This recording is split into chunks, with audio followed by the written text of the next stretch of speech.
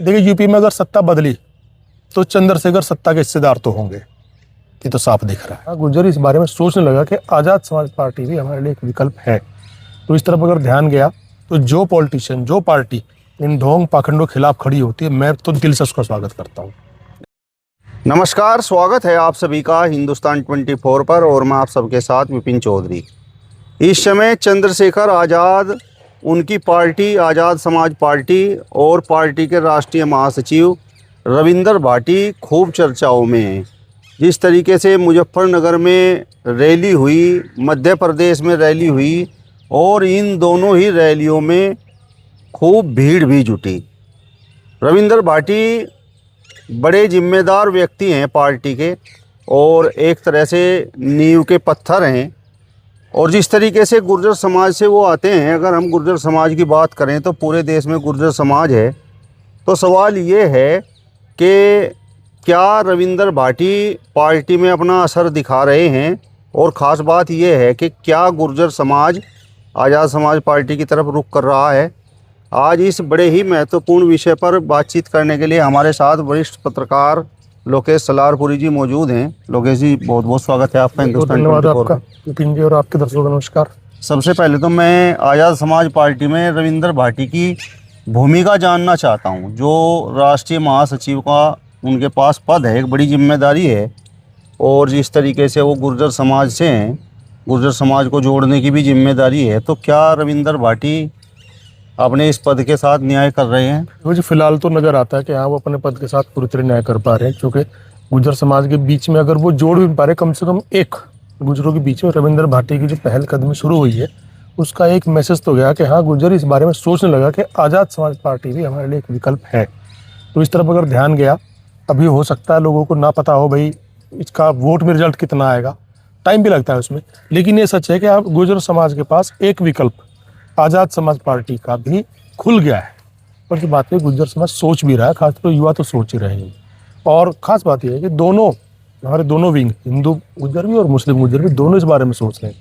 मेरे बहुत सारे रिश्तेदार हैं, वो भी जुड़े हुए हैं और बड़े नज़दीक से जुड़े हैं, और सब रविंदर भाटी ने जोड़े हैं। गुर्जर समाज टोटल रविंदर भाटी ने इनके साथ जोड़ा हुआ है। तो उनकी जो कोशिश है वो रंग तो दिखाने लगी है, इसमें तो मुझे कोई शक अब नहीं है। मतलब रविंदर भाटी असरदार साबित हो रहे हैं? हाँ, फिलहाल बिल्कुल आज़ाद समाज पार्टी के लिए रविंदर भाटी बहुत असरदार साबित हो रहे हैं।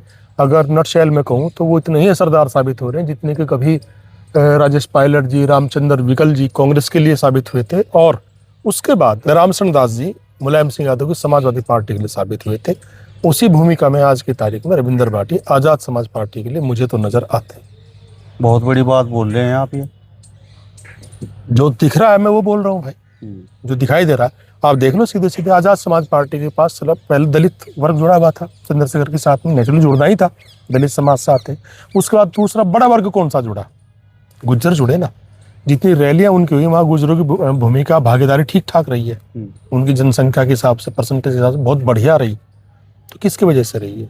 रविंदर भाटी की वजह से रही ना। नए लीडर हैं, चंद्रशेखर भी नए लीडर हैं, रविंदर भाटी भी नए लीडर हैं।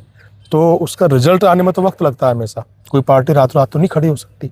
ये ऐसे ही यही संघर्ष जो रविंदर भाटी कर रहे हैं, चंद्रशेखर आज़ाद कर रहे हैं, इन्हीं संघर्षों का रिजल्ट कल आएगा।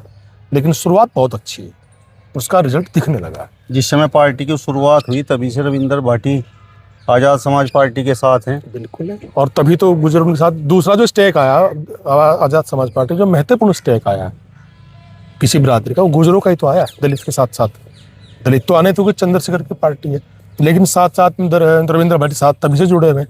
तो दूसरा स्टेक गुर्जरों का आया है।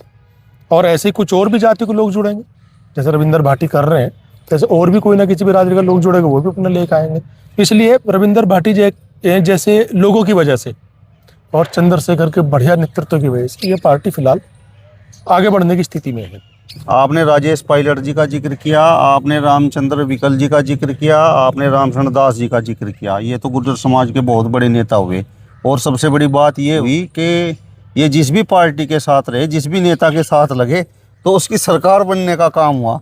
तो अब देखो, उनके चूंकि लंबा संघर्ष था, एक शुरुआत में तो वो भी नहीं बने होंगे अपने समाज में। जैसे राजेश पायलट जी रामचंद्र विकल जी थे, रामचंद्र जी विकल जी का गुर्जरों में एक अच्छा सम्मान था, उनके साथ गुर्जर जुड़ रहे थे, तो वो अपने साथ गुर्जरों को लेकर उधर कांग्रेस की तरफ गए।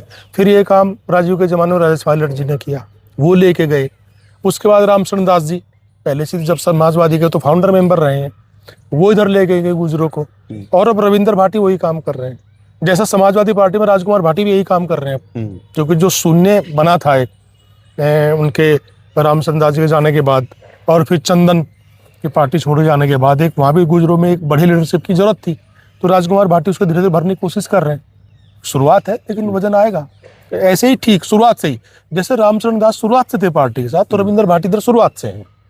रविंद्र भाटी की अगर हम बात करें तो वो तो पूरे देश में घूम रहे हैं। हाँ, ये पूरे देश के गुजरों में ये फर्क है कि राजकुमार भाटी फिलहाल केवल यूपी के लिए लगे हुए हैं, और रविंद्र भाटी उत्तर भारत में कन्फर्म है, हालांकि पूरे देश में जा रहे हैं, लेकिन उत्तर भारत में गुजरों की जनसंख्या राजस्थान वगैरह में ठीक ठाक है, मध्य प्रदेश में इधर है, तो वो पूरे उत्तर भारत में तो फिलहाल पूरे तौर पर प्रभावी तौर पर लगे हुए हैं, वहाँ तो वो रिजल्ट दिखा भी रहे हैं। जिस तरीके से रामचरण दास जी, रामचंद्र विकल जी और राजेश पायलट जी का आपने जिक्र किया, और जिस नेता के साथ वो लगे उनकी सरकारें भी बनी, तो आपको लगता है कि रविंद्र भाटी की ये मेहनत कामयाब होगी और एक दिन चंद्रशेखर भी मुख्यमंत्री बनेंगे? देखो साहब, ये तो मैं नहीं कह सकता कि भविष्य में क्या होगा, लेकिन किसी भी पार्टी की शुरुआत ऐसे ही होती है, और ऐसे जो मेहनत करते एक वक्त आता है कि वो लोग सत्ता की मेन केंद्र स्थान में बैठे होते हैं, वो मुख्यमंत्री हो, प्रधानमंत्री हो, क्या बने ये तो वक्त बताएगा, तो किस्मत भी होती है बहुत सारी चीज़ें। लेकिन जो लोग का अतीत है, रामचंद्र दास जी का हो या विकल जी का हो या पायलट जी का हो, वो भी शुरुआत में ही चले थे, उसके बाद वो गए अंदर, उनकी सरकारें बनी हैं, जहाँ जहाँ गए वहाँ सत्ता में रहे हैं, तो वक्त इनका भी आएगा। जैसे मेहनत करें तो वक्त बिल्कुल आएगा, क्यों नहीं आएगा।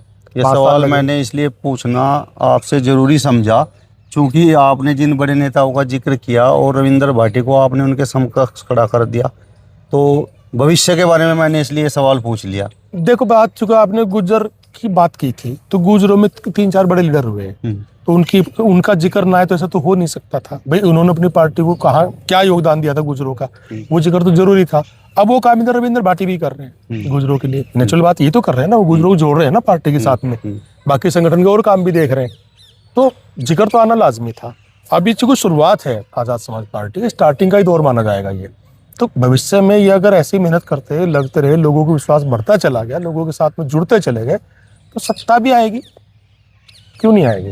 जब आप मेहनत करते हैं ईमानदार से तो उसका रिजल्ट तो मिलता है, तो इन्हें भी मिलेगा। क्या गुर्जर समाज दलितों को स्वीकार कर सकता है, मान सम्मान दे सकता है, और सबसे बड़ी बात यह है कि क्या दलित समाज भी गुर्जरों को स्वीकार कर सकता है? देखिए साहब, नहीं करेंगे तो नुकसान उठाएंगे, करना चाहिए, करेगा नहीं करेगा ये लीडर के ऊपर भी डिपेंड करता है। मायावती को भी सम्मान दिया गुजरों ने, ऐसा नहीं है, मायावती ने गुजरों को भी दिया था और गुजरों ने पलट को उनको दिया है, ऐसा नहीं है। सरकार में उनकी पूरी तरह वोटिंग दी, सब काम किए हैं। तो अगर कोई करता है और जनता को लगता है कि हाँ ये हमारी समस्याओं को उठा रहा है, तो उसके बाद में उसके साथ जनता जुड़ती है। फिर ये कोई नहीं देखता कि दलित समाज का लीडर है या ये वैश्य समाज का लीडर है, किस समाज का लीडर है। जनता को, किसी भी स्टेट को, किसी जाति की जनता को, जो उनका लीडर वहाँ बैठा हुआ है, वो किसी पार्टी में बैठा हुआ है, उसके ऊपर विश्वास करते हैं, वो उसके साथ ही चलते हैं। और वो जब कहता है कि नहीं ये हम यहाँ मजबूत हैं, तो जनता जाती है।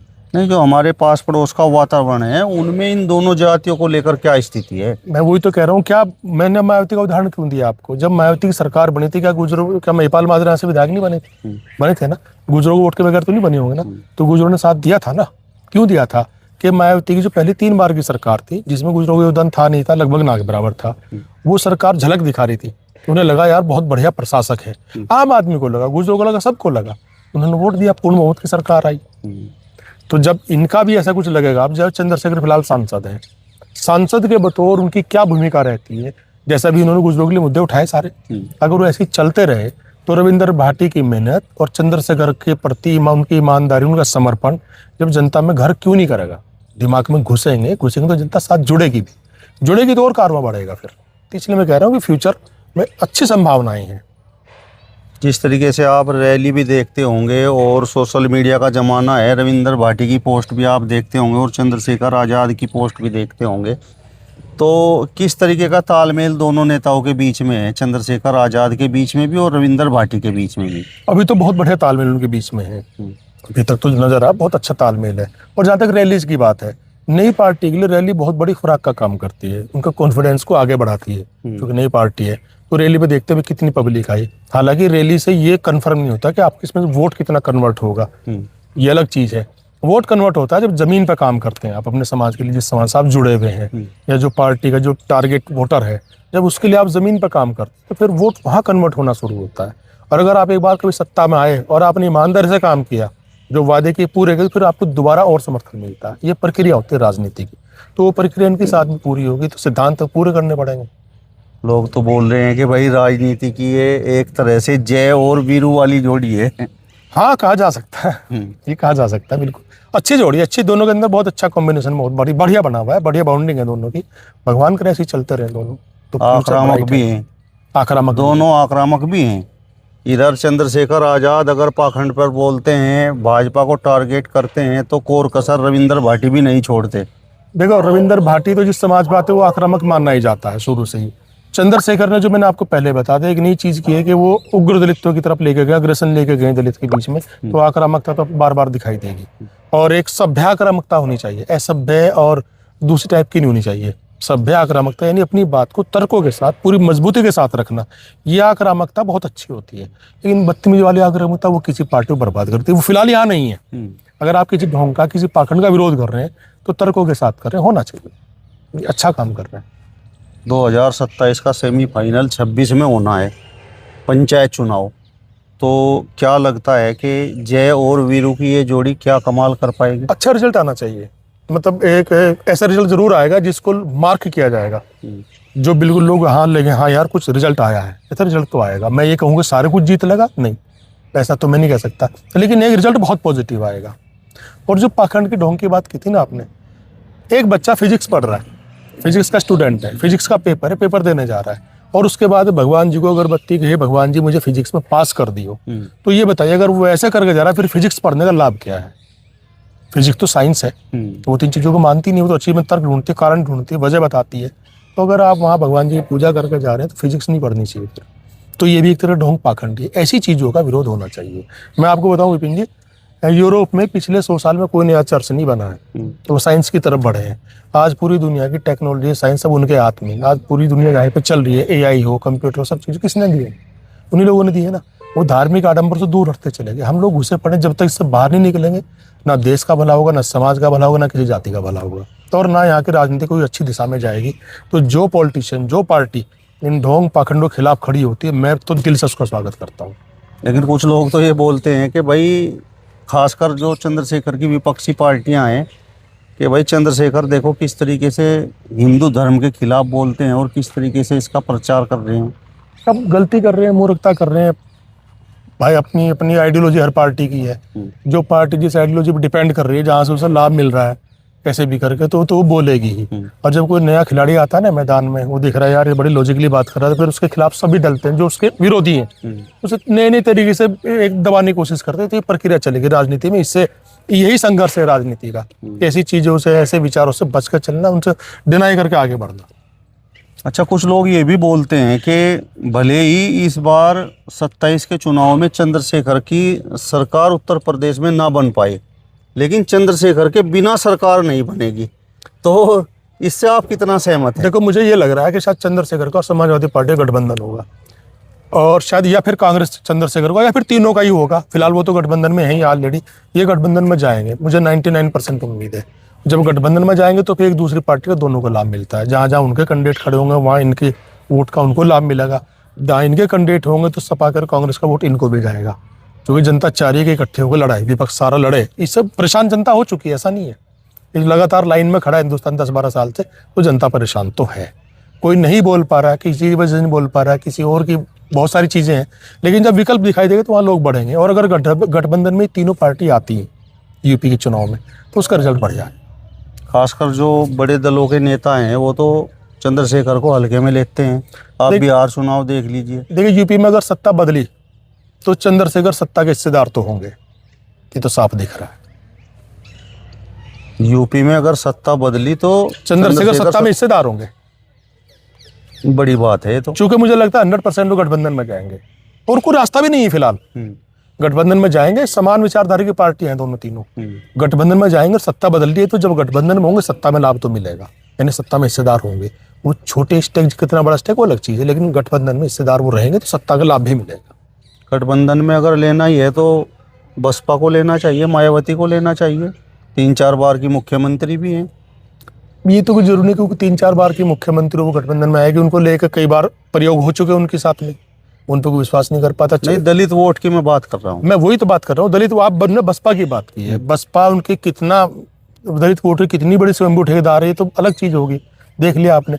और फिर अखिलेश जैसा आदमी बहुत साफ दिल से 2 बार गठबंधन कर चुका, एक बार सपा भी कांग्रेस भी कर चुकी, रिजल्ट क्या रहा? चुनाव खत्म, गठबंधन खत्म, मैं तो खुद तोड़ती है, लाभ लेते गठबंधन तोड़ देती, अब तक तो यही तो रिजल्ट है ना। तो फिर वो कोई गठबंधन में क्यों लेगा? तो बेहतर विकल्प चंद्रशेखर है, ज्यादा खुले दिमाग का लीडर है फिलहाल जो दिखता है, किसी दबाव में नहीं है, किसी भाजपा या किसी विपक्षी पार्टी के दबाव में भी नहीं है, तो उसके साथ गठबंधन बेहतर रिजल्ट देगा। मेरा अपना मानना तो ये है। भाजपा के साथ जो वोट जुड़ा हुआ है, खासकर जिस तरीके से आपने गुर्जर समाज की भी बात की, तो आपको लगता है कि भाई रविंदर भाटी जैसे लोग या फिर राजकुमार भाटी जैसे लोग इस गुर्जर समाज को भाजपा से तोड़कर इन पार्टियों में ला सकते हैं? कोशिश कर रहे हैं वो, और कोशिशें कामयाब भी होती है। ऐसा तो नहीं जब आदमी कोशिश ही नहीं करेगा। अगर आपको 100 करोड़ की लॉटरी जीतनी है तो 500 रुपए का टिकट तो खरीदना पड़ेगा ना। अगर आप 500 रुपए का टिकट नहीं खरीदेंगे फिर 100 करोड़ की लॉटरी की उम्मीद तो बेकार है। तो जब कोशिश कर रहे हैं तो उसका रिजल्ट भी आएगा, कोशिश ही नहीं करेंगे तो रिजल्ट कहाँ से आएगा? चलिए, तो लोकेश सलारपुरी जी को आपने सुना। फिलहाल इस वीडियो में बस इतना ही। अगली वीडियो में फिर आपसे मुलाकात होगी, तब तक बने रहिए हिंदुस्तान 24 के साथ। नमस्कार।